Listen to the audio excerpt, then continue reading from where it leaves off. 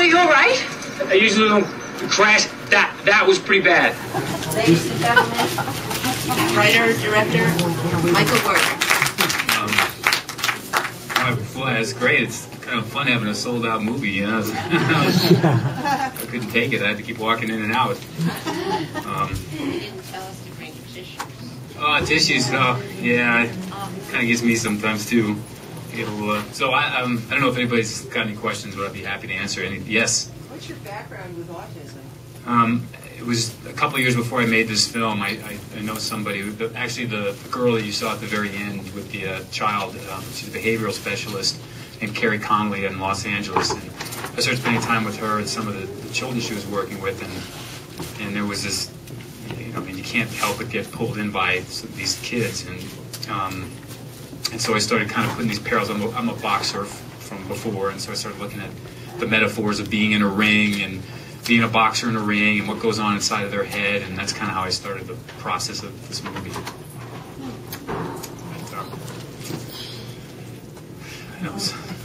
Yes? If you ever want to get out of a date with a chick, do you pretend to have autism? You know, but then look what happens, Yeah, you know? right. You get the best looking one. It's not going to work. Yes? Beautiful. Brilliant. Oh, thank you. I appreciate that. I'm in 6.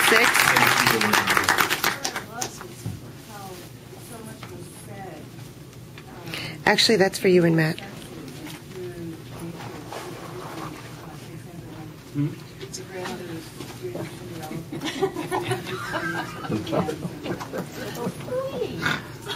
When she was doing Cinderella, and you just went off and went into all the senses, and it was just a feast the whole time. It was just beautiful. And it's really nice to hear because I really think visually alive. Very much, thank you. Involved with the camera. I mean, every shot comes through my head the night before for the most part. And just a little snippet about that grandmother is my actual grandmother too. And she's been telling me that story since I was a little kid. So I said, Mom, you're gonna tell me this movie. So that was good. Thank you very much. That was so outstanding. I just wondered, what else have you done? Well, I've been an actor for a number of years, and I did a TV series called Acapulco Heat. I've done a bunch of martial arts films, and what had happened was I was kind of, as an actor, I was like, I want to kind of push myself a little more because I kept doing the same things over and over again. It seemed to me, anyways, kicking people in the head and chasing Sasquatches and stuff. So, and as a matter of fact, that Sasquatch joke came in because the girl in that film who says there's Sasquatches around, she was killed by Sasquatch in the last movie I did. So I stuck that in. But I started to write and produce just to try to get initially to get myself as an actor some more work, and then I started kind of liking getting behind the camera more. I've written I've ghost-written for a lot of films. This is my first real directing job, though, because I wasn't intending to direct it at first. I was going to have somebody else do it because I thought playing this part and it was going to be too much. He kind of pulled out for other reasons, and I was like, okay, I'll do it. So. Well, if you can stay at that level, you're going to be absolutely awesome. Oh, thank you. I appreciate that. Thank you very much. Yes. Yes, I did.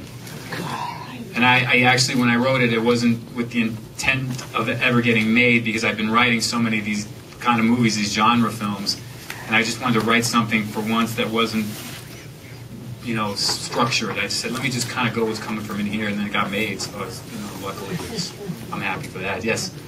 I thought Saxon, you did a really good job with Saxon. How did you get him? John Saxon I met through a friend of mine who John Saxon played the old coach, Lee Robinson, the boxing coach. And I've been a huge fan. I was Bruce Lee, Enter the Dragon, Joe Kidd. Yeah, I mean, he's the greatest. So I met him, and I originally had an actor named Lance Henriksen who was going to play this part, and Lance couldn't do it 3 days before we started shooting. Lance is a great guy, so don't get me wrong. It was a completely legitimate reason. I called up John. I said, John, will you read the script? And I got a movie that starts in 3 days. And so he read the script that night, called me back, and said he would do it, and he showed up. So I was really grateful because he just, he knocked it out of the park, didn't he? Yeah. Yes. Where did you find the actress who played Alexia? Alexia was played by somebody named Margot Farley. Now, that was Margot's actual first acting role. She had done a small little role in something. I knew her through a friend of mine, and I I just went, you know, there was something about her face that just struck me because she was normal but beautiful. You know, there wasn't like, and she was scared to death of playing a dancer, but she said, I'm going to do it anyway. And I just, you know, I said, okay, well, in that case. And she just really, I was not even expecting her to be as good as I think she's turned out in this movie. I was like, okay, you know, I was getting nervous. You know, I was already nervous about me, so now I got to be nervous about her. And so it turned out great because she's just amazing. So you taught us more about pole dancing than... Yeah, pole dancing. Well, they actually went to pole dancing classes for this. You know, that both her and Karen, who played the other character, they went. I mean, I was able to pay for one pole dancing class on this budget, but you know, it was great. Actually, the teacher was in the movie too. She was one of the other girls spinning around. There was a little deal in there. You get to be in the movie, you teach them. You made everyone so incredibly human. Oh, thank you. And my comment in the beginning was, you better walk out with a different point of view about boxing, pole dancing, and autism. And I hope you do. Yeah, they don't mix on the same day. That's what you